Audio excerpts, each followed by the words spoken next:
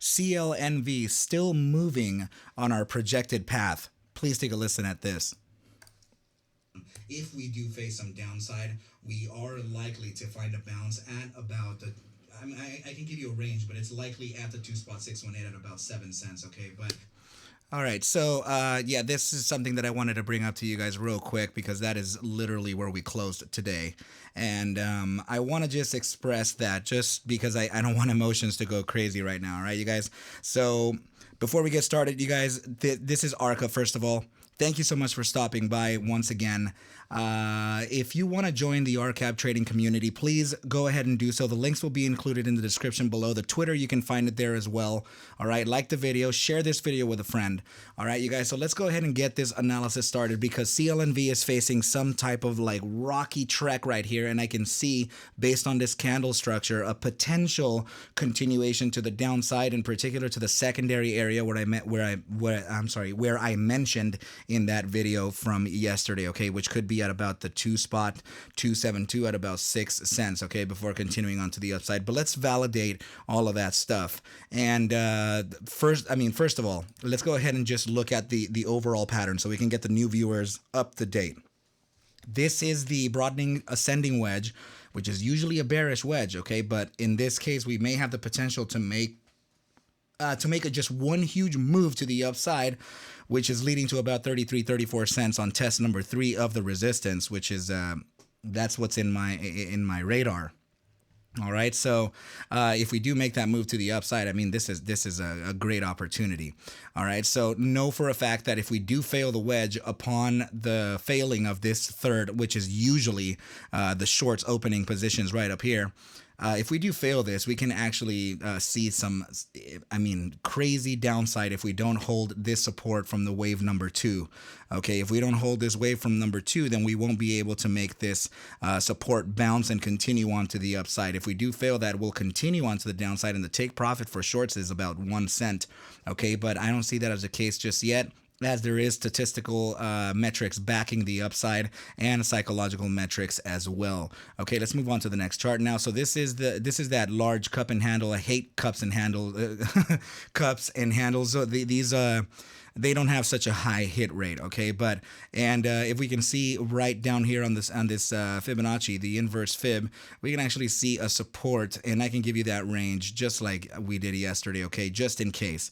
All right, so about 66.69, which is 06 cents, right? So 669 or 671, right around there, to the top of the handle, or the top of the cup, which is at about 64 cents, maybe even 63.8 or something like that. All right, so 6 cents, and that could be the range that we can potentially see before a bounce on the next trading session. Okay, so now let's go back to this chart and just take a look to see if okay, yeah, so the 2.272 is landing at 63.9.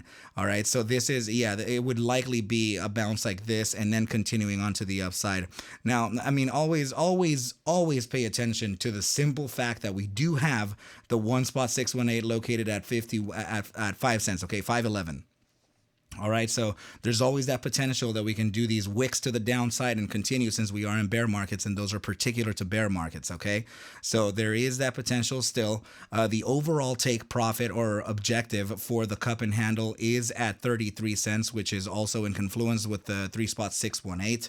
That is still a target that is relevant, and also particular to the ascending broadening wedge, the take profit at wave number 3 is 33 cents as well. So there's a lot of rhyming within the price action here for CLNV. So it could be, I mean, upon the validation of a few things, right? So if we do get good PR for CLNV, then it could make that upside move. But if we invalidate the statistics play, then that can actually fail the downside and essentially come right back down to test our newly converted resistance into support once again from this descending channel at about 3 cents. Okay, but that's we're still not quite there. Okay, so the statistical side of the analysis, which is actually a back test of volatility volatility versus momentum throughout the entire trading history of the CLNV asset on the 3-day chart, okay, which is something that I actually did by hand, right? So this has actually given us a set of metrics for us to consider into our probabilities. So out of 10 iterations, volatility versus momentum have guessed the upside correctly 7 out of those 10 times, giving us an average upside accuracy of 70% with an average upside thrust of 4,347%, spot 104, with an average duration of just over 84 days. Okay, so the 84-day average is particular to the statistical 4,300% move to the upside. So these are not certainties; they're absolutely stats, and we have to take them as such. Okay, they're just for us to evaluate based on historical volatility and momentum. All right. So upon the completion of a 4,000% move to the upside, it would take us to essentially about $1.66 or $1.67, which could be a massive opportunity, and it does share a lot of confluence with previously touched and used targets as support and resistance. Okay, so.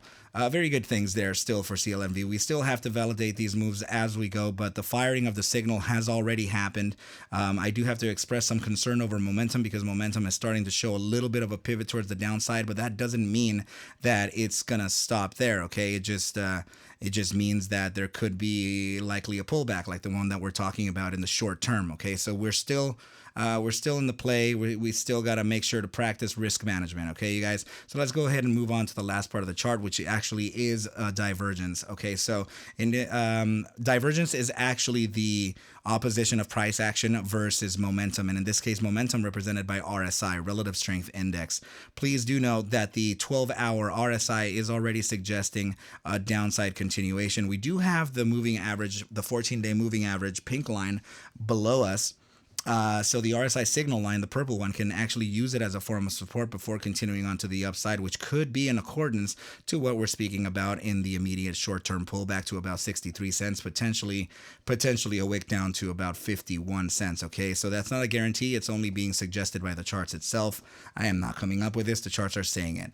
All right, so we are looking at here at, let's see, 1, 2, and 3 drives of regular bearish divergence, and in particular phantom regular bearish divergence, and we're looking at price action making a series of higher highs just like you see in the yellow trend lines, and momentum making a series of higher lows just like you can see in the yellow trend lines. Okay, so now let's go ahead and open up a multi-pane to gain that overall edge for CLNV for the coming sessions. Okay, so like always, we're going to start off with a 30-minute immediate short-term time frame, and we're going to bring up the diagram for the RSI for the new viewers to gander at. Okay, so these are the zones that I would like you to focus on, as they are located right over here on each iteration of the RSI. Okay, so 30-minute immediate short-term time frame, very pensive, giving us just a sideways trading, no bias here. We can only get a little bit of a hint from the moving average, which is suggesting a slight downside, but the RSI signal is a little bit bullish. It's just it's a little indecisive. Okay, so now let's look at the bi-hourly. Bi-hourly certainly suggesting some downside continuation here, and it's already at the border between the bull strength and the bull weakness, so this is likely to face a corrective move to the downside in the immediate short term. Okay, so now 6 hour is also suggesting that same short-term move, but please notice that we do have the 14-day moving average right below us down here. It is kind of a distance, which actually leads me to believe that the downside thesis to 63 cents like we're speaking of is more than likely at this point, okay, which is actually this chart right here, to come back down over here, potentially to these areas as a wick low, and then continuing on to the upside. Okay, so we must look at that. Now the daily time frame is also suggesting some downside, and we also have the moving average down here, which can serve as a point of support as well. Okay, so let's just look at the bi-daily and see what we have. Bi-daily suggesting downside. We're right at the 14-day moving average, potential support there, but we can't justify that or clarify that until we actually see it play out on live. And now the reason why I'm saying that this is potentially just a short-term pullback is because on the 3-day chart, which is actually suggesting massive upside and well within the bull strength percentile and approaching the very deep areas of the bull strength percentile, this is likely to continue on to the upside aggressively. Okay, so 5-day time frame also suggesting massive upside, and also the moving average below us. So things are still looking good. Okay, I expect expect sideways trading, a little bit of bearish action for the next session into next week, and potentially by maybe Wednesday, Thursday, or Friday next week, we can, or even the following week, we can get some corrective moves to the upside yet again. Okay, that is if FOMO doesn't attack the thesis and invalidate everything we've said, but per the playbook rules, that is what I'm looking at. Please know I'm not a financial advisor. Take whatever I do show and iterate within these videos as a form of entertainment only. Okay, I cannot suggest for you to buy or sell any assets. So please, I need you to do your own DD, and everything will be just fine. Okay, you guys? So if you do feel compelled to reach out to me, don't hesitate to do so. I know it's taken me a bit of time to reach out to everybody, but I am trying my best, as there are a lot of comments and messages dropping into into my inboxes, right? So I really appreciate all of you. Thank you so much for your support. Okay, you guys? But I will try to get back to you accordingly. And yeah, I think that's about it. But with that said, I wish you well, a very good night, and I will catch you at the bell mañana. Adios.